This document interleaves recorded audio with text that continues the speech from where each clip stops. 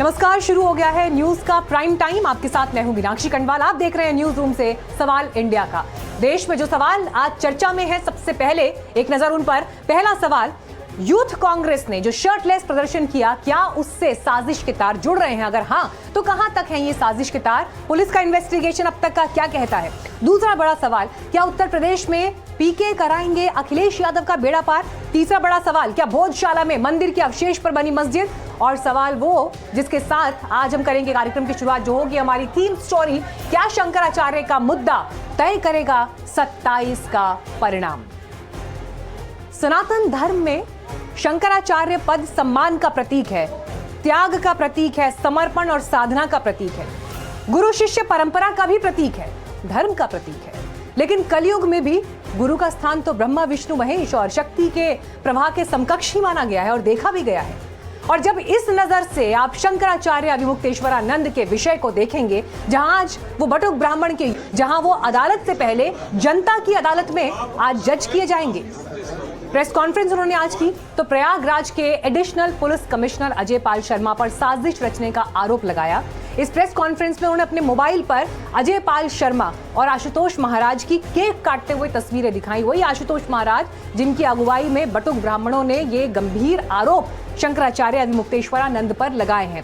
और आशुतोष महाराज जिनको history sheeter कहकर शंकराचार्य ने संबोधित किया और कहा कि आज देश उस पर चर्चा कर रहा है, इन बातों पर चर्चा कर रहा है। इन सब के बीच कांग्रेस के प्रदेश अध्यक्ष अजय राय भी मिलाए हैं शंकराचार्य से।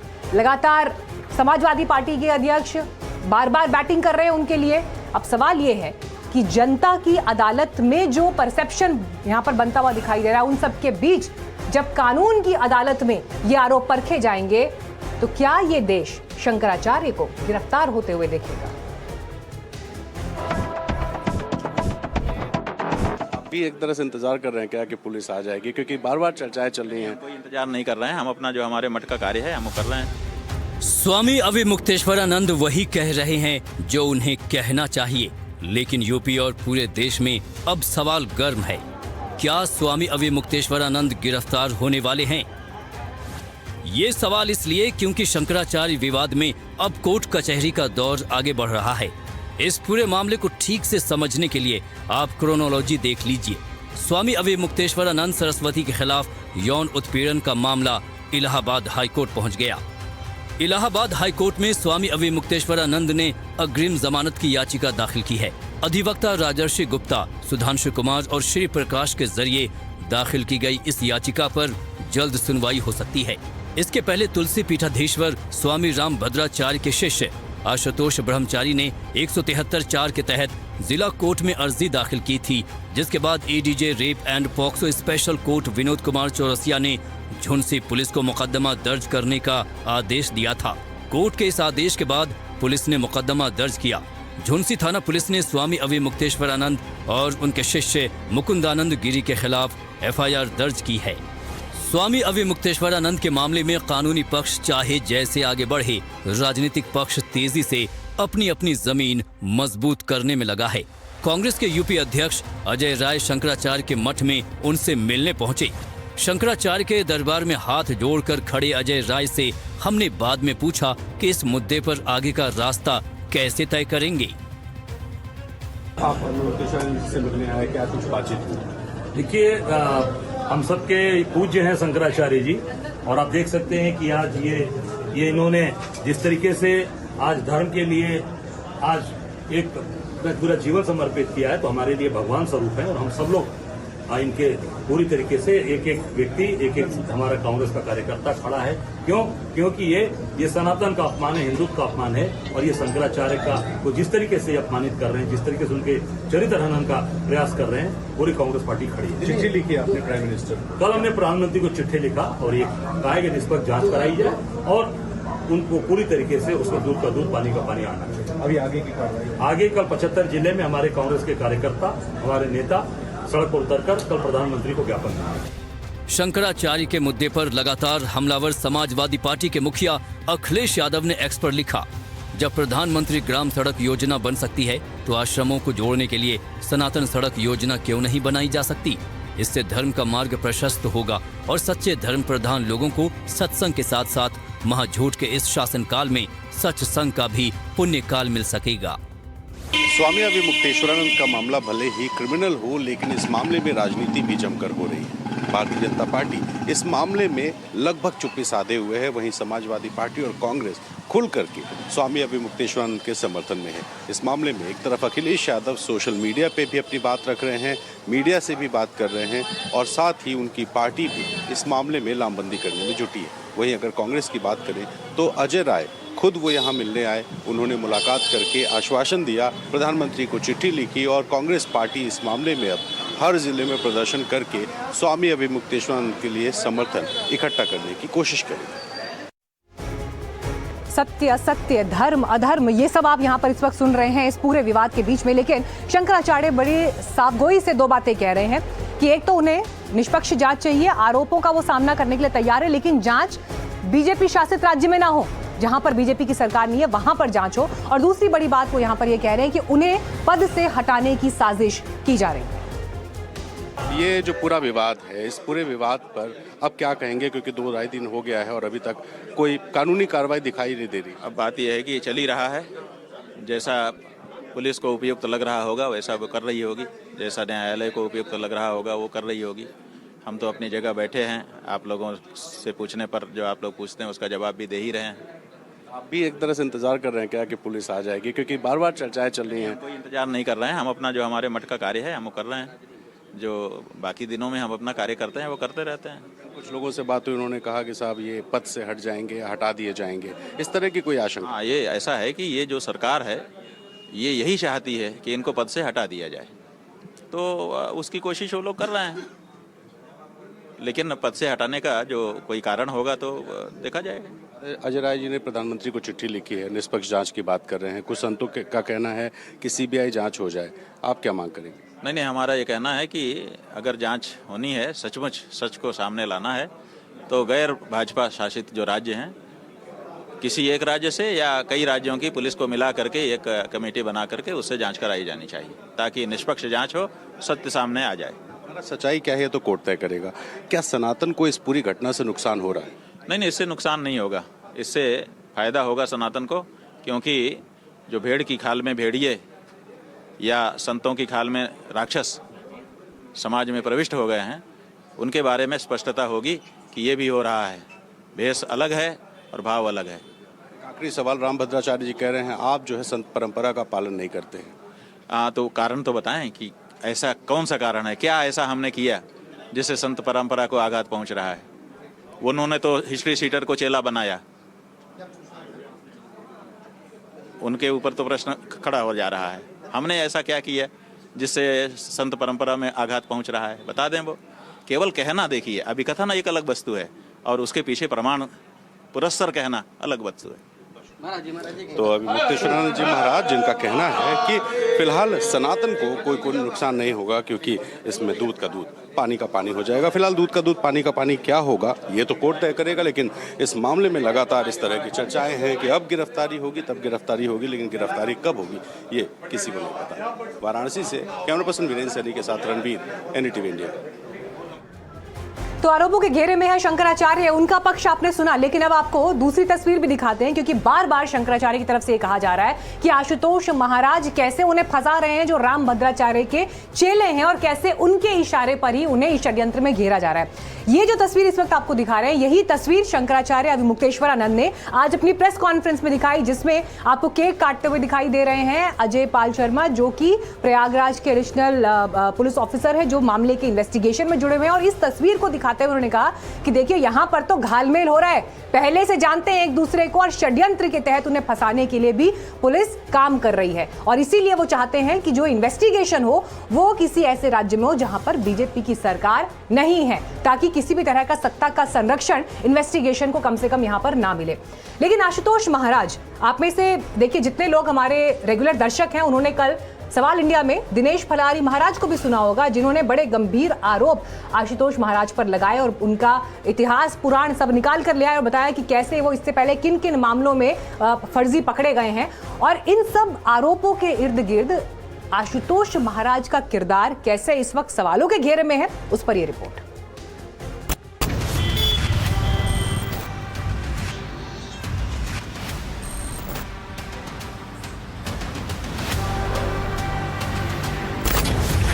स्वामी अविमुक्तेश्वरानंद पर आरोप लगाने वाले आशुतोष महाराज यानी आशुतोष पांडे उत्तर प्रदेश के शामली के रहने वाले हैं। आशुतोष महाराज से जुड़ा एक दस्तावेज वायरल हो रहा है जिसमें उनके खिलाफ लगभग 21 मुकदमे पंजीकृत दिखाए गए हैं। आरोप है कि ये दस्तावेज स्वामी अविमुक्तेश्वरानंद महाराज के शिष्य ने वायरल कराए हैं। आरोपों की पुष्टि नहीं हो पाई है, लेकिन आशुतोष महाराज पर सवाल उठने लगे हैं। आशुतोष महाराज माता शकुंभरी देवी मंदिर के प्रबंधक बताए जाते हैं, लेकिन इस मंदिर को लेकर साधु राम नाम के व्यक्ति के साथ उनका विवाद भी रहा है। जब हम शामली पहुंचे तो कई लोगों ने कैमरे पर आकर आशुतोष महाराज के खिलाफ आरोप लगाए। अच्छा, तो ये आशुतोष महाराज जी को जानते हो आप? हाँ जी, हमारे मोहल्ले के है जी। क्या मैटर है, किस तरीके से, जैसे उन्होंने एलिगेशन लगाया उन पे अविमुक्तेश्वर महाराज जी का, तो कितनी सच्चाई है और किस तरह के व्यक्ति है? झूठ है जी, झूठ है। बात तो बताओ जी, इतने बड़े शंकराचार्य पे इतने बड़े महाराज जी, हमारे देश के सम्मानित जो सबसे बड़े शंकराचार्य है जी, शंकराचार्य से बड़े तो हमारे देश में कोई महाराज होते ही नहीं। मानने की बात है जी, अब सरकार का शंकराचार्य जी का आपस में मामला था तो आपस में बैठ के विचार करते जी। इतने बड़े आरोपी जो कांधले का सबसे बड़ा रेप का आरोपी है जी, अवैध कब्जे करने वाला। हमारे मोहल्ले की एक महिला है, उसके मकान में पहले तो स्कूल खोलना, फिर उसके मकान पर कब्जा करा, और हमारे पे भी अपने भाई की वाइफ के साथ मिलकर SC/ST के मुकदमे कर रखे झूठे जी। और कांधले के कोई व्यापारी और कोई भी पत्रकार, सम्मानित पत्रकार नहीं है जिसने जिस पे मुकदमे नहीं कर रखे झूठे। पूरा शहर, पूरा जिला शामली जानता ही ना कि इसके भाई और ये कैसे है। क्या मामला है जो मतलब कांधले के रहने वाले एक आशुतोष जी हैं महाराज जी, वो आरोप लगा रहे हैं उन पे, कितना सत्य है? आप जैसे उनके आस पड़ोस के रहने, ये फ्रॉडी और एक नंबर का 420 आदमी है। आरोप लगाना तो इसका मेन मुख्य पेशा है। और शंकराचार्य जी पर भी जो एक भगवान स्वरूप हैं, शंकर भगवान के जो अवतार हैं, जिसने उनको भी नहीं छोड़ा, उन पर भी दुष्कर्म का इसने आरोप लगा दिया है, तो किस हद तक गिर सकता है? शंकराचार्य जी के पक्ष में मेरे भाई ने एक सोशल मीडिया पर पोस्ट करी, तो इसने मेरे भाई पर भी फर्जी गाड़ी पथराव की वो FIR दर्ज कराई है। कब की बात है? ये 18 तारीख को इसने FIR दर्ज कराई है, 17 की शाम का इसने मसला दिखाया है। इसी फरवरी में कहाँ की घटना दिखाई है? ये घटना इसने दिल्ली सहारनपुर रोड की दिखाई है, क्योंकि दिल्ली सहारनपुर रोड पर हमारा व्यवसाय है। आशुतोष महाराज पर आरोप है कि उम्र कम होने के बावजूद फर्जी दस्तावेजों के आधार पर उन्होंने कैराना लोकसभा का चुनाव लड़ा था।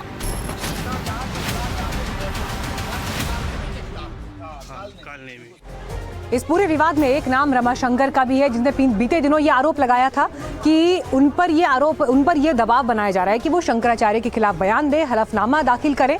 आज उन्होंने शंकराचार्य से मुलाकात की। हमारे पास में 4-5 दिन पूर्व में कुछ लोग आए थे, तो हमारे साथ हमारी जानकारी ली और उन्होंने बताया कि आप दंडी सन्यासी परिवार से हैं, इन चीज़ों से बिलोंग करते हैं। तो मैंने कहा कि जी बिल्कुल करता हूँ। तो फिर हम लोगों के साथ खड़े रहे, काफ़ी देर तक वार्ता करते रहे, नाम पता पूछा, हमारे बेटे बच्चों का विषय में सारी चीज़ें जानकारी ली। तो हमने उनको बता दिया, इतना कोई ज़्यादा हमने वो नहीं देखा था कि इतना ज़्यादा बड़ा इशू बन जाएगा। और उन्होंने हमसे कहा था कि एक एफिडेविट दीजिएगा कि आपके बच्चों का शोषण हो रहा है। तो हमने कहा ठीक है, हम देखेंगे। इस संदर्भ में हमको प्रलोभन दिया गया था, तो हमने कहा ठीक है, हम देखेंगे। तो चूँकि प्रलोभन के चक्कर में हमने कहा देखेंगे, उसके बाद में हमने उनको कोई एफिडेविट नहीं दिया, अपना मौखिक रूप से लिखित में कोई भी एफिडेविट नहीं दिया। उसके बाद में जब मुझे जानकारी हुई कि अभी स्वामी अविमुक्तेश्वरानंद जो शंकराचार्य हैं, उन पर FIR लिखाई गई है, जिसमें चूँकि मुझे जहाँ तक हो रहा है कि मेरे बेटी को भी किया गया इन्वॉल्व। अब देखिए, इन सबके बीच उत्तर प्रदेश में चुनाव अगले साल है, लेकिन क्या शंकराचार्य और उनसे जुड़ा पूरा ये मामला चुनाव से पहले किस तरह की परिस्थिति खड़े करेगा, इसकी राजनीति क्या कहती है, इसे डिकोड करने के लिए इस वक्त हमारे साथ सीनियर जर्नलिस्ट सतीश के सिंह है। सतीश जी, क्या लग रहा है आपको, कहां पर जाकर ये मामला अब थमेगा? समझ में नहीं आ रहा है। अब ये लगता है कि जैसे ना ईगो मैच हो रहा है, और जो भी मैं ऐसा समझता हूँ कि इसमें बहुत सारे हिडन हैंड भी हैं। और जिस प्रकार से प्रयागराज में ये बहुत सारे विवाद हुए, कंट्रोवर्सी हुए, इसी से पता चल रहा था कि ये बात इतना जल्दी से हटेगी नहीं, ये अभी चलेगा। और अब एक जो भी बात हो, लेकिन अभी ऐसा लग रहा है कि प्रो शंकराचार्य और एंटी शंकराचार्य एक पूरा हिसाब किताब तैयार हो गया है। और हम सब जानते हैं कि उत्तर प्रदेश में बहुत जल्द कहेंगे कि चुनाव ही आने वाला है, मतलब 27 में है तो कोई बहुत ज़्यादा दिन तो बचा नहीं उत्तर प्रदेश जितना राजनीतिक है। तो मैं समझता हूँ कि ये विवाद का अंत अभी हुआ नहीं है, इसमें और रंग चढ़ेंगे। चलिए, सबसे बड़ी परीक्षाएं जो हैं वो समय की कसौटी पर ही परखी जाती हैं, तो इंतजार करना होगा कि परिस्थितियां आगे किस दिशा में जाती हैं और क्या निकलकर इन्वेस्टिगेशन में सामने आता है। सच सामने आए, ये कम से कम उम्मीद जरूर है। उदय भानु चिब की गिरफ्तारी को लेकर यूथ कांग्रेस की तरफ से प्रोटेस्ट किया जा रहा है। यूथ कांग्रेस ऑफिस के बाहर जो प्रोटेस्ट हो रहा है उसकी भी तस्वीर आपको दिखा देते हैं। यहाँ पर गिरफ्तारी का विरोध और पुलिस एक्शन का विरोध, दिल्ली से ये बड़ी खबर आपको हम बता रहे हैं। कांग्रेस कार्यकर्ताओं ने विरोध प्रदर्शन किया। यूथ कांग्रेस दफ्तर के बाहर इस वक्त नारेबाजी हो रही है। उदय भानु चिब के समर्थन में ये प्रदर्शनकारी जुटे हैं। तो यूथ कांग्रेस अध्यक्ष की गिरफ्तारी को लेकर यहां पर गिरफ्तारी के विरोध में प्रोटेस्ट करते हुए आप कांग्रेस के कार्यकर्ताओं को देख रहे हैं दफ्तर के बाहर हाथ में कांग्रेस का झंडा लहराते हुए। और दलील उनकी बड़ी यही है साफ तौर पर कि शांतिपूर्ण प्रदर्शन हमने किया, लेकिन उसके बावजूद ये गिरफ्तारी और मास्टरमाइंड जैसे शब्द कहकर संबोधित किया जाना, इसकी लोकतंत्र में क्या जगह है।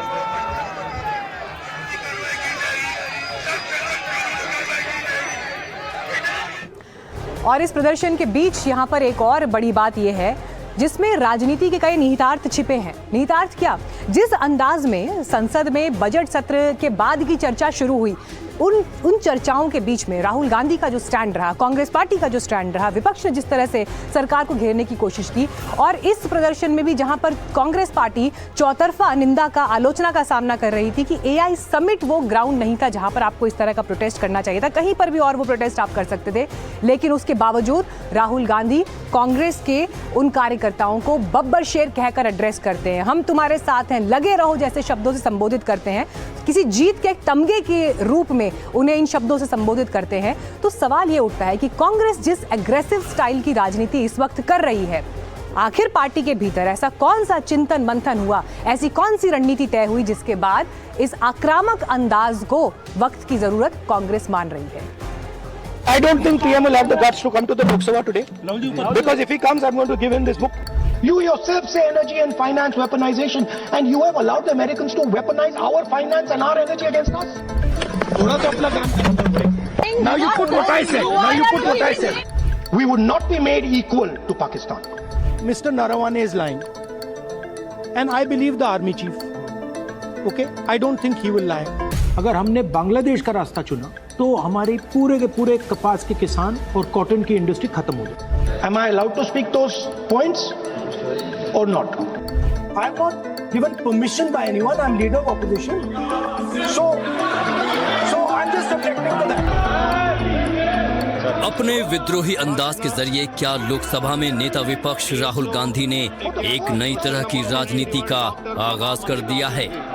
What does it mean when America says you cannot buy? ये सवाल इसलिए क्योंकि बीते कुछ दिनों में हर मुद्दे पर जिस तरह से राहुल गांधी अग्रेसिव पॉलिटिक्स कर रही हैं, उससे ये सवाल उठना लाजमी है। It is disgraceful.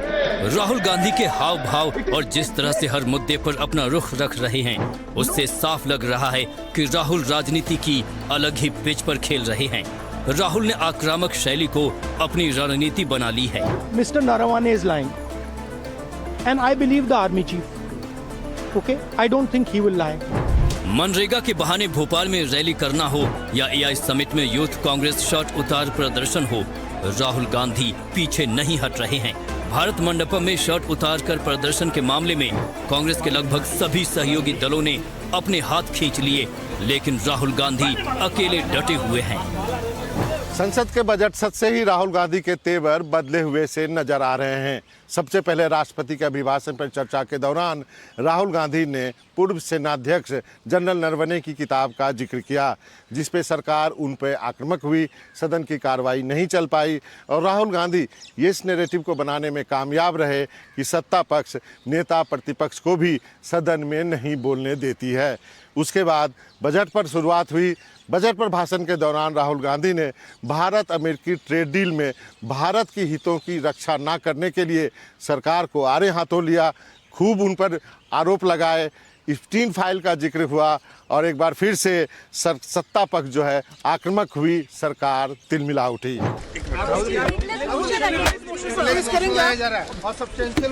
ये आप लोगों को कीवर्ड्स देते हैं क्या? ये तो सदन की बात हुई। इसके अलावा राहुल गांधी मनरेगा बचाव को लेकर देश भर में रैलियां करने वाले हैं और इसकी शुरुआत भोपाल से की है, उसी राज्य से जहां से कृषि मंत्री आते हैं। दरअसल कई राज्यों में विधानसभा चुनाव होने हैं, जिसमें केरल और असम में कांग्रेस सबसे बड़ी पार्टी है। शायद राहुल गांधी समझ चुके हैं कि सॉफ्ट पॉलिटिक्स की वजह से वो अपनी खोई हुई राजनीतिक जमीन वापस नहीं पा सकते हैं। यही वजह है कि बीच मैदान में उन्होंने अपनी रणनीति या कहें स्ट्रेटेजी में बदलाव किया है। अब देखना है कि जिन राज्यों में विधानसभा के चुनाव होने जा रहे हैं वहां राहुल गांधी की इस बदली हुई रणनीति या स्ट्रेटेजी से कांग्रेस को कितना फायदा पहुंचता है। तो राहुल गांधी का ये आक्रामक अंदाज क्या मास्टर स्ट्रोक बनता है कांग्रेस पार्टी के लिए, तो देखना होगा आने वाले दिनों में। लेकिन इस बीच आपको भोपाल में हुई कांग्रेस की रैली की खबर भी दिखा दें, क्योंकि राहुल गांधी और कांग्रेस अध्यक्ष मल्लिकार्जुन खड़गे अब से थोड़ी देर पहले भोपाल पहुंचे, जहां उन्होंने अमेरिका के साथ हुई ट्रेड डील के बहाने मोदी सरकार पर निशाना साधा। राहुल गांधी ने आरोप लगाया कि पीएम मोदी ने अमेरिकी राष्ट्रपति ट्रंप के दबाव में आकर ट्रेड डील को फाइनल किया है। आप शिवराज चौहान जी से पूछिए, कृषि मंत्री हैं, क्या कैबिनेट ने निर्णय लिया? नहीं।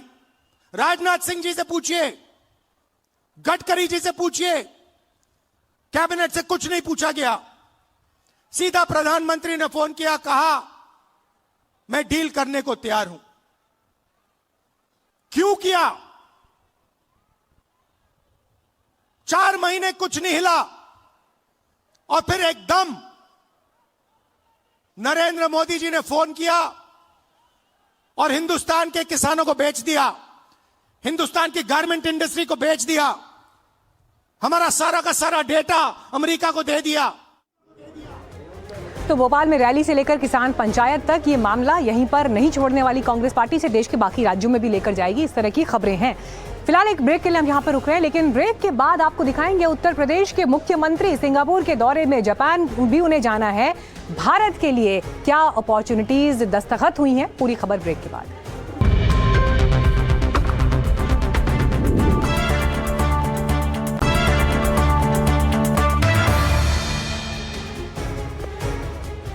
और उत्तर प्रदेश से अब एक ऐसी खबर जिसमें कम से कम योगी आदित्यनाथ के आलोचक, जो उनकी भगवाधारी छवि को लेकर अक्सर निशाना इस बात पर साधते थे कि विकास को लेकर, एडमिनिस्ट्रेशन को लेकर उनकी कमियों पर बात करते थे। योगी आदित्यनाथ जब अपने विदेश दौरे पर है 4 दिवसीय, जिसमें से 3 दिन का सिंगापुर दौरा, फिर उनको जापान भी जाना है, वहां पर जिस तरह के समझौतों पर हस्ताक्षर हुए हैं, यूपी के लिए निवेश की जो नई संभावनाएं आई हैं, ये 2027 से पहले क्या गुल खिलाएगा, देखना होगा। उत्तर प्रदेश की अर्थव्यवस्था को तेज रफ्तार और नई धार देने के लिए मुख्यमंत्री योगी आदित्यनाथ 2 दिनों के लिए सिंगापुर और जापान के दौरे पर हैं। योगी के सिंगापुर दौरे में कई बड़े निवेश के प्रस्तावों पर मुहर लगी है। कई बड़े सीईओ और कंपनी के मालिकों के साथ उनकी बैठक हुई। सीएम योगी ने 25 से ज्यादा बड़ी कंपनियों और निवेशकों के साथ बैठकें की। बैठक के बाद सिंगापुर की कई कंपनियों के साथ डील भी सामने आई है। बताया गया कि सिंगापुर की अलग अलग कंपनियां उत्तर प्रदेश में करीब 20,000 करोड़ का निवेश करेंगी। आइए अब आपको बताते हैं कि किन कंपनियों के साथ यूपी को लेकर किस तरह की डील हुई है। यूनिवर्सल सक्सेस ग्रुप, इस समूह के साथ 6,650 करोड़ के निवेश का समझौता किया गया है। ये राशि ग्रुप हाउसिंग, लॉजिस्टिक्स पार्क और डेटा सेंटर प्रोजेक्ट्स में खर्च की जाएगी। Golden state capital, Uttar Pradesh में 100 मेगावाट की क्षमता वाला डेटा सेंटर स्थापित करने के लिए 8,000 करोड़ के निवेश की घोषणा की गई है। प्राइवेट इंफ्रा डेवलपमेंट ग्रुप, ये कंपनी ग्रीन हाइड्रोजन और एग्री सोलर प्रोजेक्ट्स के लिए 2,500 करोड़ का निवेश करेगी। एवीपीएन लिमिटेड, इस कंपनी ने रिन्यूएबल एनर्जी सेक्टर में 2,727 करोड़ की निवेश की प्रतिबद्धता जताई है। टेमासेक होल्डिंग्स, इसके पोर्टफोलियो वाली कंपनी मणिपाल हॉस्पिटल्स गाजियाबाद में 500 करोड़ और एसएनडेस लॉजिस्टिक्स सुविधाओं के लिए 500 करोड़ का निवेश करेगी। कौशल विकास, सिंगापुर के इंस्टीट्यूट ऑफ टेक्निकल एजुकेशन के साथ यूपी के युवाओं को ग्लोबल स्टैंडर्ड की ट्रेनिंग देने के लिए तकनीक सहयोग का समझौता हुआ है। इन सभी के चेयरमैन और सीईओज के साथ भी मेरी यहां बैठक हुई है और ये सभी सकारात्मक थी। इनमें से कई कंपनियां ऐसी हैं जो भारत में और यूपी के अंदर पहले से अपना इन्वेस्टमेंट कर भी रही हैं, जिनमें से देश का जो सबसे बड़ा एक्सप्रेसवे बनने जा रहा है, गंगा एक्सप्रेसवे, उसके निर्माण में भी कुछ कंपनियों ने अपना इन्वेस्टमेंट वहां पर पहले से किया हुआ है। मुझे अच्छा लगा कि यूपी के बारे में लोगों की धारणा में 360 डिग्री का अंतर आया है। योगी का 2 दिनों का जापान दौरा भी है। जापान दौरे को लेकर बताया गया कि 8 बड़ी कंपनियों के सीईओ के साथ उनकी बैठक होनी है, जिसमें ऑटोमोबाइल, सेमीकंडक्टर, इलेक्ट्रॉनिक्स और ग्रीन हाइड्रोजन जैसी कंपनियां शामिल हैं। बहरहाल योगी का पूरा फोकस उत्तर प्रदेश में ज्यादा से ज्यादा इन्वेस्टमेंट लाने का है, जिसके लिए वो सिंगापुर और जापान का दौरा कर रहे हैं।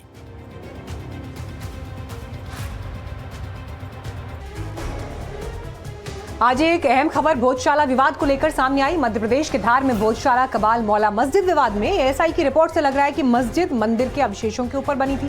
कोर्ट ने एएसआई की रिपोर्ट पर दोनों पक्षों से 16 मार्च तक जवाब दाखिल करने को कहा। एएसआई की ओर से तैयार की गई वैज्ञानिक रिपोर्ट 2000 पन्नों की है। आपको बताते हैं कि इस सर्वे में क्या क्या सबूत मिले हैं। कमाल मौला मस्जिद बनाने में भोजशाला के प्राचीन अवशेषों का इस्तेमाल हुआ है। शिव और वासुकी नाग समेत कई पौराणिक मूर्तियां प्राप्त हुई हैं। एएसआई की टीम को 1700 से ज्यादा कलाकृतियां मिली हैं। कई मूर्तियां, संरचनाएं, स्तंभ, दीवारें, भित्ति चित्र शामिल हैं। संस्कृत नागरी लिपि के अलावा अभिलेख और श्लोक मिले। देवी देवताओं की प्रतिमाओं के अवशेष मिले। मंदिर स्थापत्य से जुड़े वास्तु अवशेष मिले। 11वीं-12वीं शताब्दी में परमार काल के कई शिलालेख, देवी सरस्वती की स्तुति संबंधी उल्लेख, स्तंभों, बीम और आधार पर फूलों की आकृतियां, नृत्य मुद्राएं तक मिली।